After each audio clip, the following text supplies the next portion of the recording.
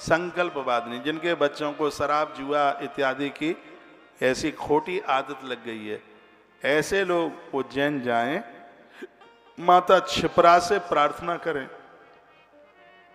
ऐसी माता क्षिप्रा है जो संकल्पों को मजबूत कर देती है।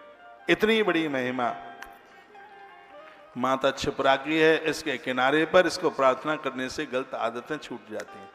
से महाप्राण साक्षी है इसके लिए। ग्रंथ बड़ी अद्भुत बात कहता है।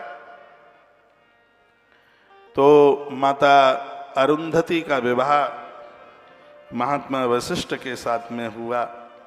अरुंधति तस्मास्तु नाम चक्रे मामुनि। ये नहीं कि हमारी मन मुताबिक कथा है, नहीं। रुद्र संहिता के सती खंड के अध्याय नंबर 7 में इस कथा का वर्णन किया है, जो कथा मैंने आपको सुनाई है। अरुंधति अद्भुत नारी है। जो दिव्य देवियां धरती पर हुई हैं, उनमें से माता अरुंधति का नाम आता है। ये चक्र घूम रहा है, पता है? अंगूठा दिखाने से काम थोड़ी चलेगा। देखो देखो,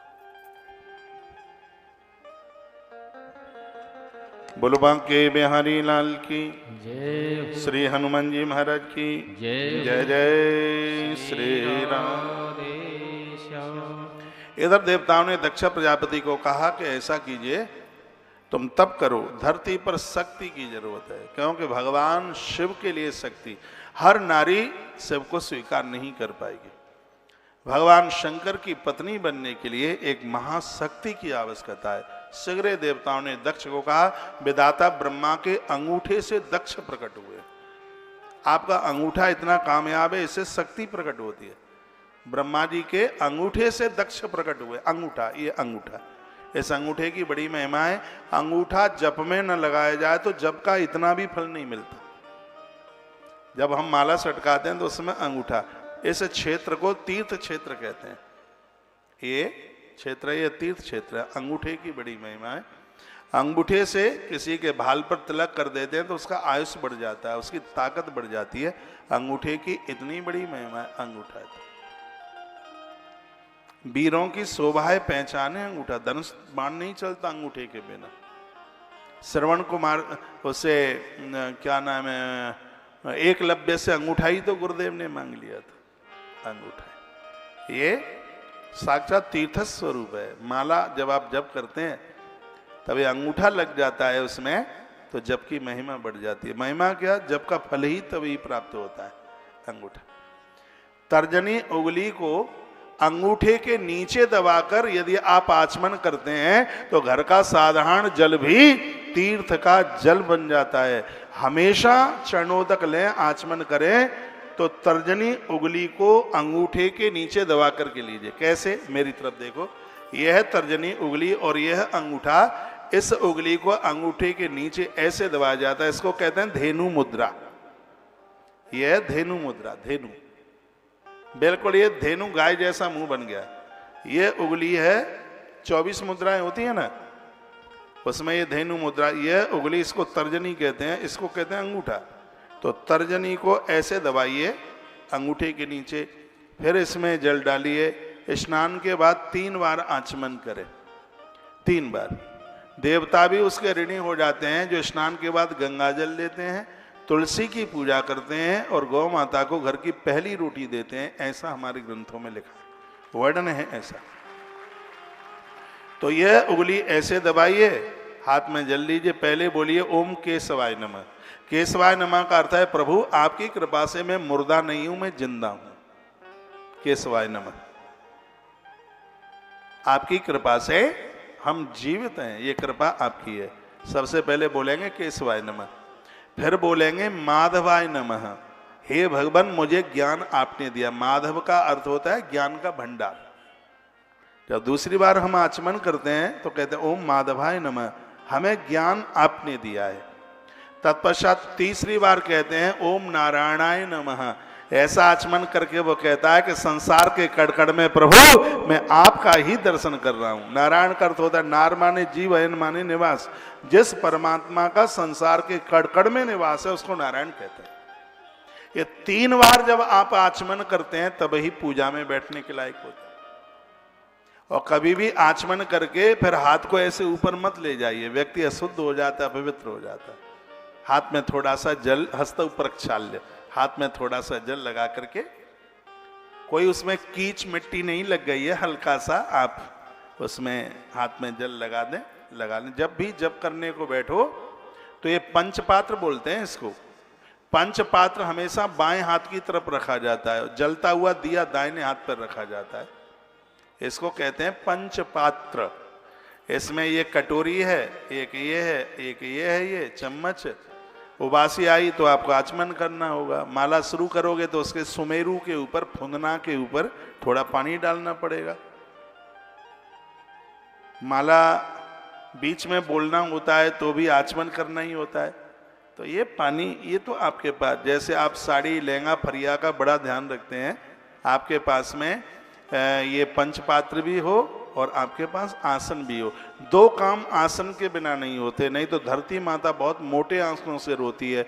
एक है भजन और एक है भोजन, इन दोनों में आसन की जरूरत है। भजन में भी और भोजन में भी, इसमें आसन की बहुत ज्यादा जरूरत है, इसमें आवश्यकता। एक बार जयकारा लगाओ, बोलो बांके बिहारी लाल की जय हो, श्याम बाबा की जय हो, महादेव बाबा की जय जय श्री राम।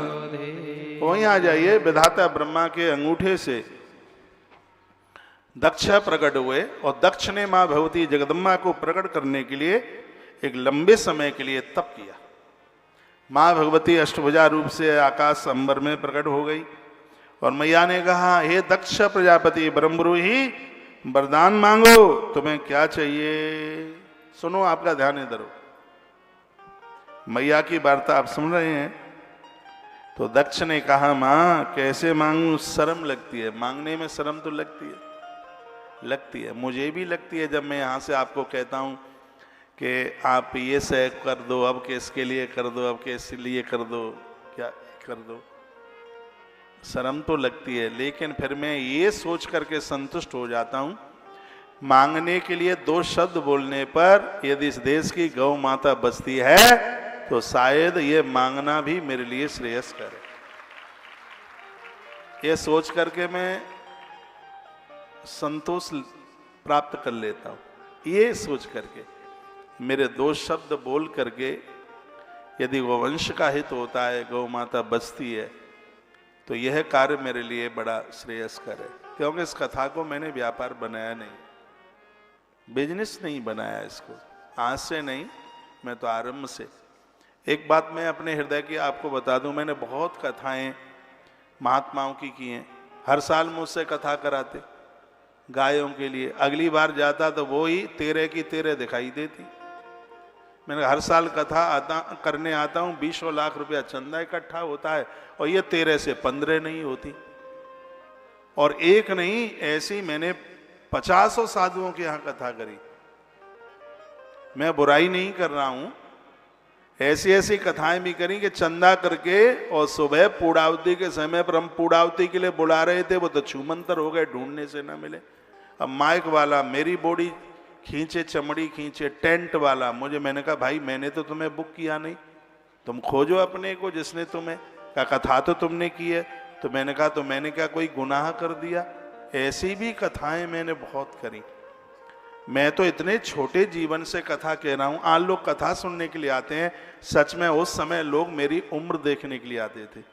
मेरी दाढ़ी मूंछ पर एक भी बाल नहीं था, इतनी छोटी अवस्था से मैंने कथा को उस समय से आरंभ किया। बहुत कथाएं करी और करी तो विराम ही नहीं लिया। तो कभी मेरे मन में बात आई कि भाई मैं अपने आप से बहुत प्रेम करता हूँ, मैंने अपने आप को दोस्त बनाया अपना, मैं बहुत अपने आप से प्रेम करता हूँ। मैंने कहा कि भाई तो यह बता, जब तुझे इतने परहित परमार्थ में ही कथा करनी है तो इनकी तू कथा कर रहा है गायों के लिए, तो गायों की सेवा तो खुद नहीं कर सकता क्या।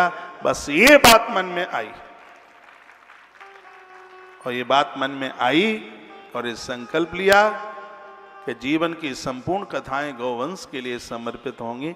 इसमें झूठा कुछ भी नहीं है, बिल्कुल भी। और आज हर कथा गौ माता के लिए समर्पित हो रही है और काम दिख रहा है, दिख रहा है।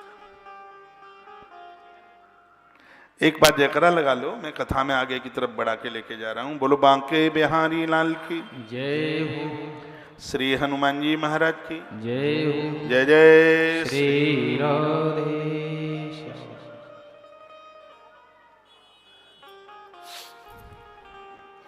दक्ष की आंख में आंसू आ गए। दक्ष ने कहा, मां मांगना तो चाहता हूं पर मुझे लाज लगती है, मुझे शर्म लग रही। का शर्म नहीं कीजिए, मांगिए। तो दक्ष ने कहा, मां लाज इसलिए लग रही है क्योंकि तू पूरे जगत की मां है, मैं तुझे अपनी बेटी के रूप में देखना चाहता हूं, मेरी कन्या बन के आ, यह मुझे मांगे दे दो। तो मां भगवती जगदम्बा ने क्या कहा, वो आप जितने भी यहां बैठे हैं वो सब ठीक से सुनो। अष्टभुजा माता भगवती ने कहा, हे प्रजापति, मैं तेरी कन्या तो बन के आ जाऊंगी, लेकिन ध्यान रखना, यदि तेरी देहली पर मेरा अपमान हुआ तो तेरी देहली पर मैं प्राण छोड़ दूंगी। और ये बात कभी भी मत भूलना, पिता के घर से डोली उठना शुभ है, पिता के घर से अर्थी उठना ये कभी शुभ नहीं है। इसलिए तो कन्याओं का विवाह किया है। पिता के घर से अर्थी ना निकले, डोली निकले।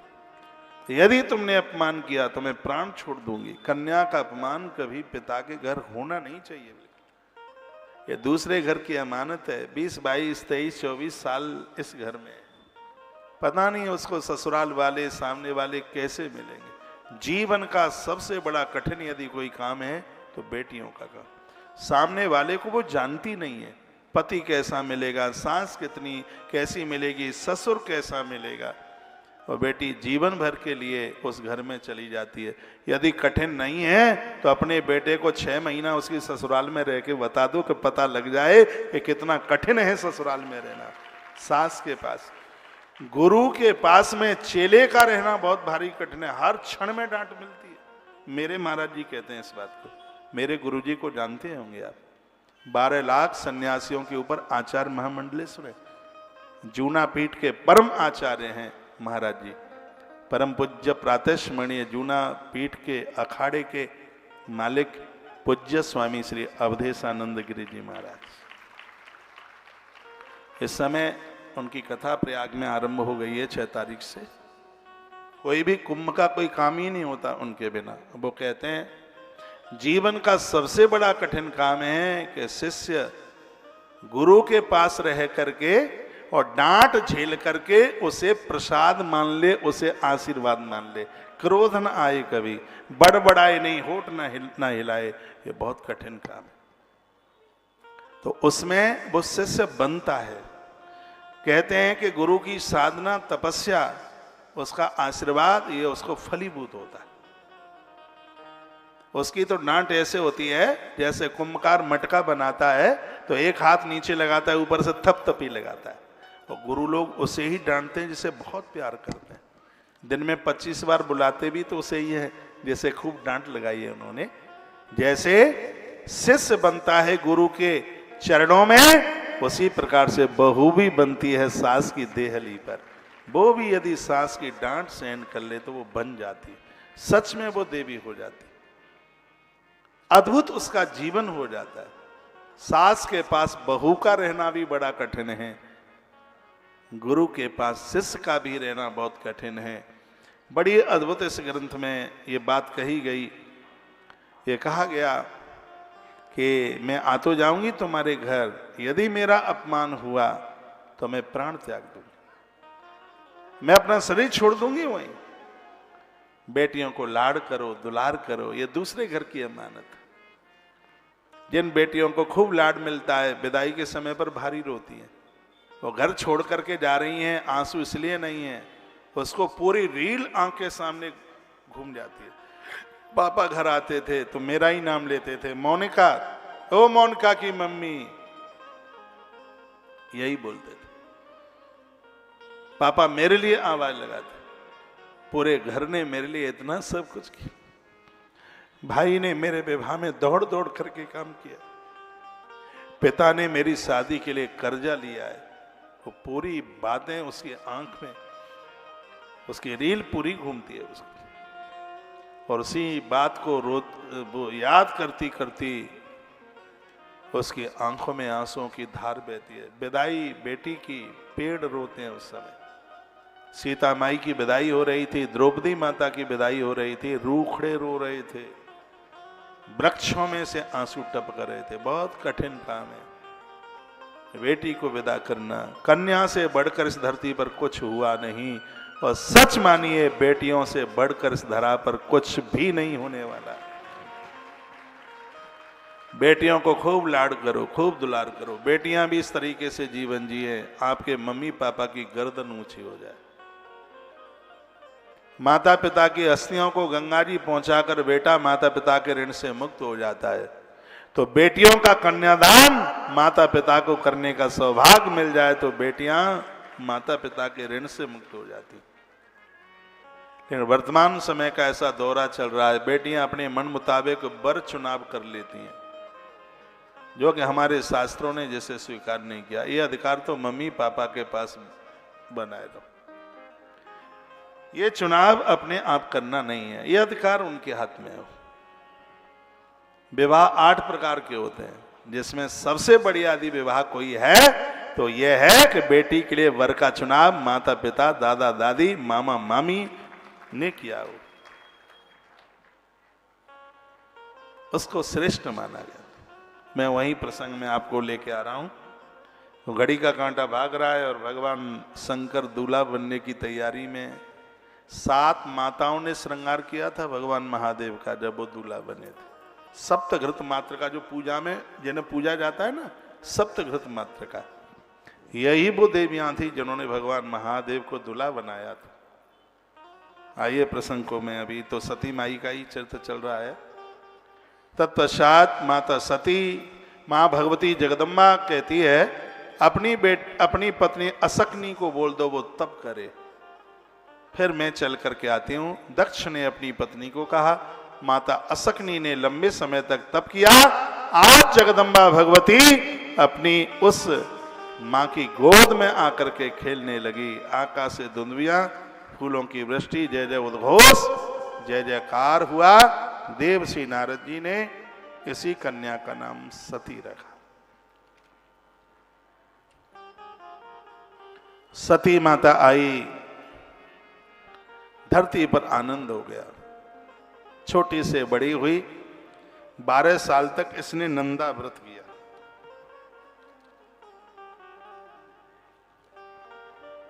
नंदा व्रत, थोड़ा कागज हो तो कलम से कुछ लिख लो।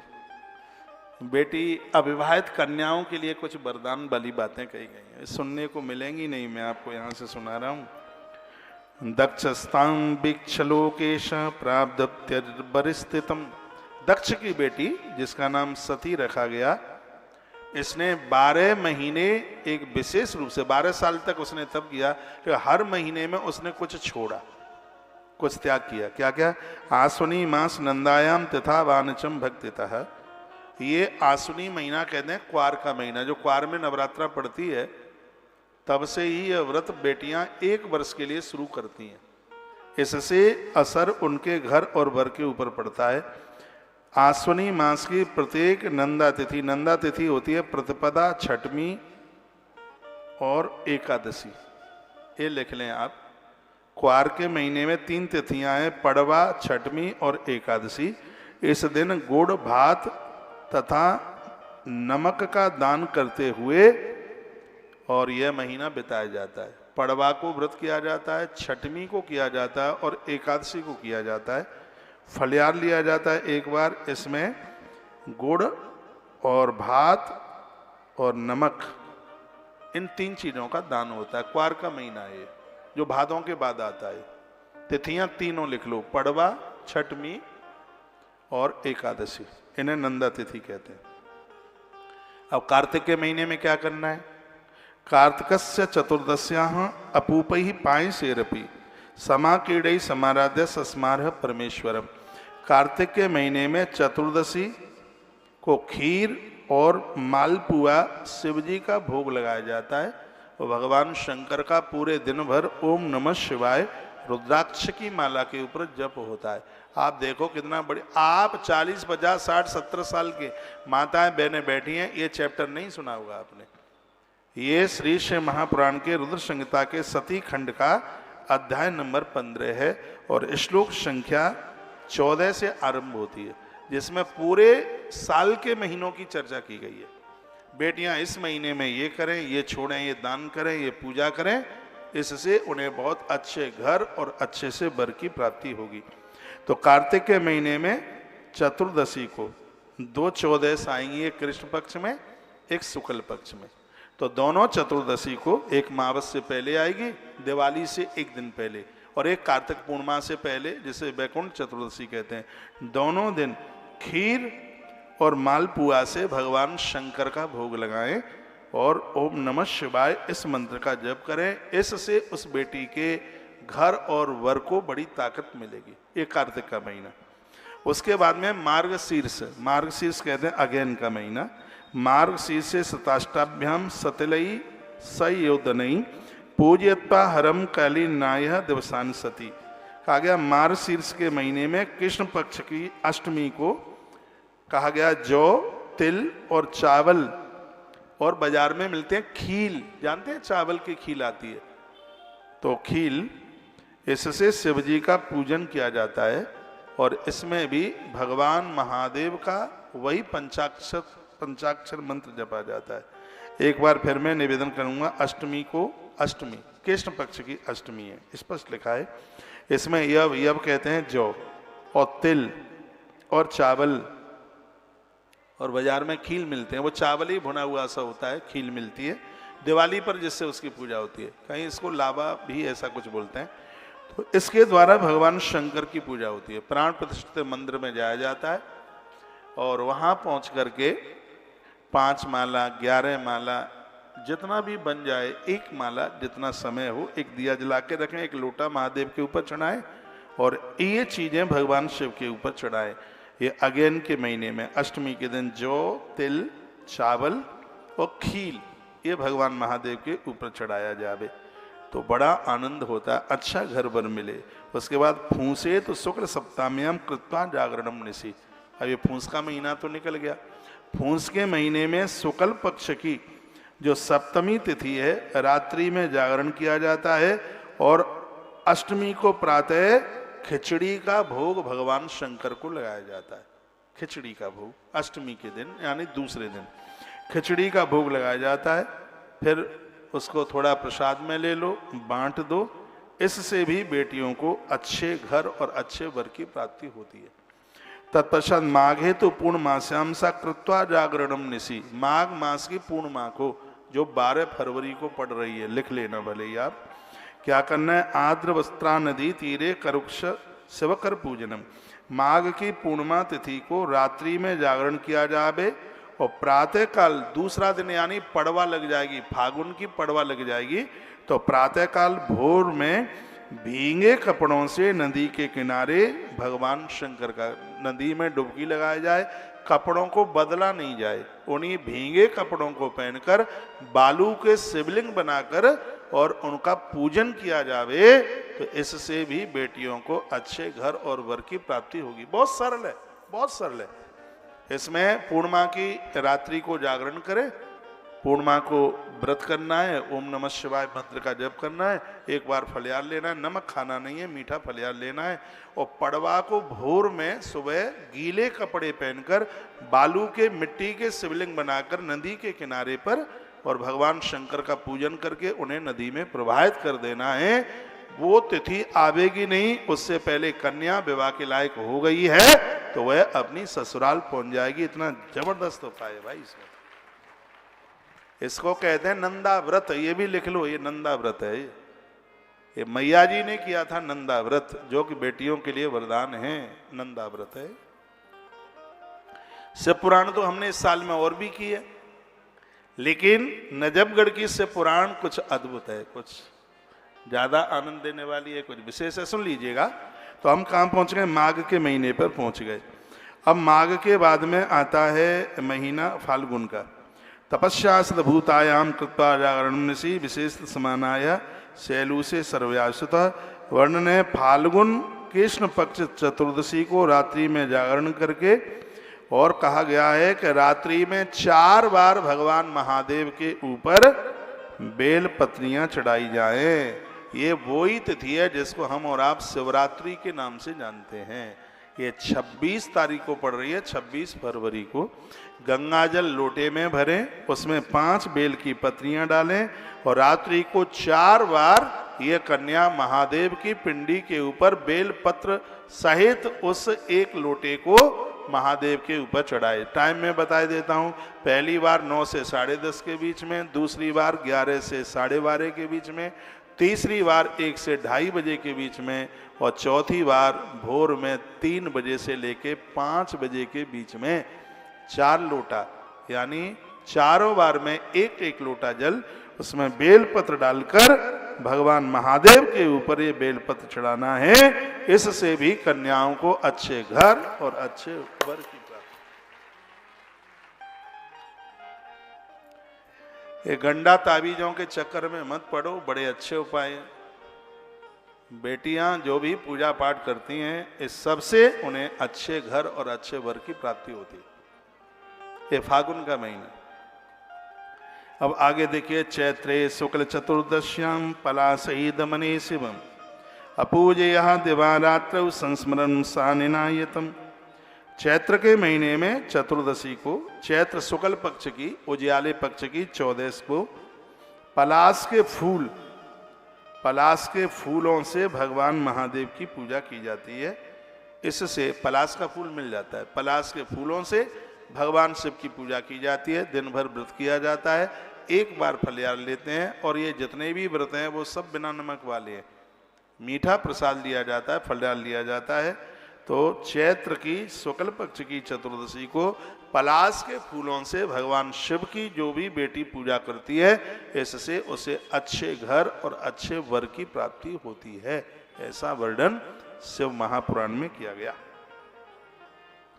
उसके तत्पश्चात अब महीना आ गया क्या, राध शुक्ल तृतीयायाम माधव शुक्ल तृतीयायाम तिलाहारी वैशाख को माधव मास कहते। तो वैशाख शुक्ल पक्ष तृतीया, जिसको अक्षय तृतीया कहते हैं, अक्खा तीज कहते हैं, ये भी आप लिख लो। वैशाख में अक्षय तृतीया के दिन गव्य, तिलाहार, यव एवं चावल को भगवान शिव जी की पूजा में उसको लगाया जाता है। वैशाख शुक्ल पक्ष अक्षय तृतीया के दिन बताया जाता है कि तिल, ऐसा तिल जिसका कुछ पदार्थ बना लिया जाए, तिलकुटी बना लो, गजक बना लो, जो बाद में इसको खाया जाएगा। पहले भगवान का उसको, इसलिए इसमें तिलाहार लिखा है। बाद में सीधे तो तिल खा नहीं सकते, तो उसका कुछ पदार्थ बना लिया जावे और भगवान को तिल के खाने पीने की वो चीज़ बनाइए। उससे यव कहते हैं जो। और कहा गया है कि चावल बनाए। इस चावल को रस खीर में, गन्ने के रस में पका लें, फिर इससे शिव जी का पूजन करें। और कहा गया कि ऐसा करने से भी बेटियों के विवाह में जो विलंबता आ रही है, देरी हो रही है, दिक्कत आ रही है, इस समस्या का समाधान हो जाएगा। वैशाख के महीने में अक्खा तीज को ऐसा करना चाहिए। जितना भी ये हर महीने में जो तिथि बताई जा रही है, सब में रुद्राक्ष की माला पर पंचाक्षर मंत्र के जप की बात कही गई है। और ये मंत्र किसी महापुरुष से पहले सुन लें, उसके बाद में अनुष्ठान करें। तत्पश्चात फिर क्या लिखा है? फिर लिखा है कि ज्येष्ठस्य पूर्णमायाम वै रात्रि संपूज्य शंकरम। ये थोड़ा कठिन है, क्योंकि इसमें जेठ के महीने की पूर्णिमा को दिन में निराहार रह करके रात्रि में पूरी रात्रि जागरण करते हुए एक कटिया आती है। ये गांव के जो लोग हैं वो समझ पाएंगे, जिसमें कांटे होते हैं, उसके थोड़े पीले पीले से फूल होते हैं। क्या बोलेंगे उसको? है? नहीं, वो बेर वाली नहीं है, वो दूसरी आती है, ऐसे लंबे लंबे, उसे पीले फूल होते हैं उसके। है? है? है? कटेरी, कटेरी वो ये कटेरी है। कटेरी जानते हैं आप? हाँ, उसमें कांटे होते हैं, कटेरी, उसके फूल आते हैं। तो इसमें ज्येष्ठ मास की पूर्णिमा को दिन में बिल्कुल निराहार, इसमें फलिहार भी नहीं लिया जाता, और रात्रि को महादेव भगवान के ऊपर ये कटेरी के फूलों से भगवान शंकर की पूजा होती है। यदि ऐसा कर लिया है तो बिटिया के विवाह की सबरे रोड़े दूर हो जाते हैं, अटकलें दूर हो जाती हैं। इतना बड़ा इसका मातम्य है। ये जेठ के महीने में पूर्णिमा तिथि के दिन किया जाता है। जब पूरा महीना पूरा होने को जाता है, लास्ट में पूर्णिमा पड़ती है, तो कटेरी के फूलों के द्वारा भगवान शंकर की पूजा होती है। आषाढ़ से चतुर्दश्याम शुक्लायाम कृष्णवाससा, आषाढ़ मास की चतुर्दश शुक्ल पक्ष की 14 को काले वस्त्र पहन करके, काला वस्त्र, उस दिन भी चतुर्दशी है, तो वहाँ बेटी काले वस्त्र पहन करके और भगवान शंकर की पूजा विविध फूलों से, कोई भी फूल हो उन फूलों से भगवान का बंधन पूजन करे। श्रावण के शुक्ल पक्ष की अष्टमी तथा 14, 2 अष्टमी पड़ेंगी और 2 ही 14 पड़ेंगी, तो इसमें भी पवित्रता के साथ भगवान महादेव को जनेऊ चढ़ाकर भगवान शंकर की पूजा करे, श्वेत वस्त्र उड़ाए। ध्यान रख लेना, ये लिखने लायक बात है। सावन के महीने में दोनों अष्टमी और दोनों 14, इनमें चारों तिथियों में महादेव को जनेऊ पहना करके उन्हें सफेद वस्त्र उड़ावे और स्वयं एक बार फलियार लेकर के, मीठा प्रसाद लेकर के, और सावन के महीने में भगवान महादेव की जनेऊ से पूजा करे, यज्ञोपवीत से पूजा करे, तो इससे भी बेटी को अच्छे घर और अच्छे वर की प्राप्ति होगी। ये श्लोक ऐसा बोल रहा है। ये श्लोक भी बड़ा अद्भुत है, और ये श्लोक 24 नंबर का श्लोक है और अध्याय नंबर है 15। तत्पश्चात अब आया महीना भादों का। भादों के कृष्ण पक्ष की चतुर्दशी को अनेक प्रकार के फूल, कई तरह के, जितने आप इकट्ठे कर सकें उतने फूल लीजिए। और चतुर्दशी तिथि में ये वो दिन है जिस दिन अनंत 14 पड़ती है, जिस दिन वो गणेश जी विसर्जित होते हैं। ये भादों के महीने में जो गणेश जी विसर्जित होते हैं, भादों में ही होते हैं ना, गणेश विसर्जन होता है। अगले दिन से या उसके एक दिन बाद में, अगले ही दिन से पूर्णमासी श्राद्ध लग जाते हैं। वो श्राद्ध से एक दिन पहले अनंत 14 जिसको बोलते हैं, इसमें कई तरह के फूल लेकर के और उन फूलों में रोली और चंदन उसमें वो लगा करके, और फिर एक एक फूल, 108 फूल भगवान महादेव को चढ़ा करके भगवान शंकर का वंदन पूजन करे। इससे भी बेटी को बहुत अच्छे घर और अच्छे वर की प्राप्ति होगी। ये रही 12 महीने की पूजा। इसको कहते हैं नंदा व्रत। माता सती ने सब कुछ किया था, उसने तो 12 साल किया। आपको अच्छा घर मिला है, अच्छा वर मिला है, ये तुम्हारी पूजा का प्रभाव है। हर माता पिता अपने बच्चे को, बेटी को अच्छे घर में देना चाहते हैं। अच्छा घर नहीं मिला है तो ये अपना प्रारब्ध है। इसलिए हम कहते हैं बेटी खूब कंप्यूटर चलाती हैं, जॉब करती हैं, सब अच्छा आप करती हैं, लेकिन आप धार्मिक और पारमार्थिक बन के रहिए। रसोई के काम आपसे आते हैं, इससे आपकी ससुराल में बरकत होगी। मंदिर पुजारी से ही बढ़ता है और परिवार घर की नारी से बढ़ता है। मंदिर का पुजारी बढ़िया होना चाहिए, घर की नारी बढ़िया होनी चाहिए, फिर देखो आनंद ही आनंद। दिन के 12 बजे आवे, रात के 12 बजे आवे, आपको बिस्तरा छोड़ने में किसी भी प्रकार का आलस्य ना हो। आपके घर कोई आ गया, रात को भूखा रहता है, ब्रह्म पुराण में लिखा है कि संपूर्ण धरती को भूखा रखने का अपराध उस नारी को लगता है।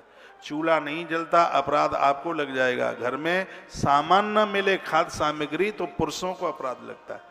आप घर की गृहिणियां हैं, घर में आपको चूल्हे तक जालने में कोई आलस्य प्रमाद नहीं होना चाहिए।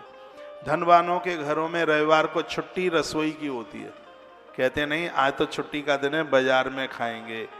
भले ही आपके पास धन कितना भी हो, आपका चूल्हा तो रोज ही जलना चाहिए, नित्य।